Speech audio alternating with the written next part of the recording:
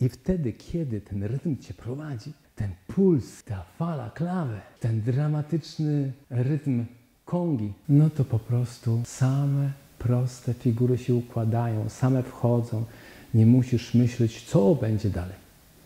Jak uzyskać tą pulsację? Wystarczy zrelaksować kolana, pozycja jest taka do przodu i teraz wystarczy, że lekko odblokujesz kolana. Ważne, nie mówimy ugnij kolana, odblokuj i tak sobie pomerdaj. Wtedy wiesz, że one nadal pracują, że możesz w każdej chwili te kolana wyprostować. I teraz spróbujcie od żeber, po pierwsze wyciśnijcie powietrze i na takim gorsecie zaciśniętym tańczcie, wtedy jest najwięcej energii. Wtedy wystarczy, że żebra do góry, podnoszą się ramiona naturalnie i do dołu, do góry, do dołu i teraz poczuj, że twoje kolana także pracują. Potrenuj razem z pulsem muzyki.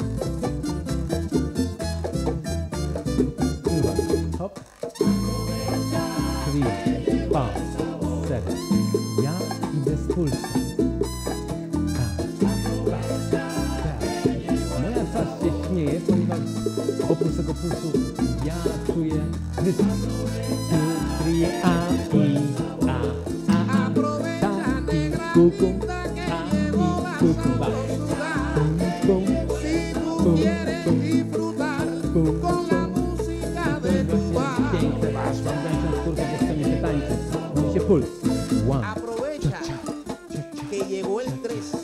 Teraz dzięki temu, kiedy czuję ten puls, ja mogę użyć ten sam ruch w naszym kroku. Zwróćcie uwagę.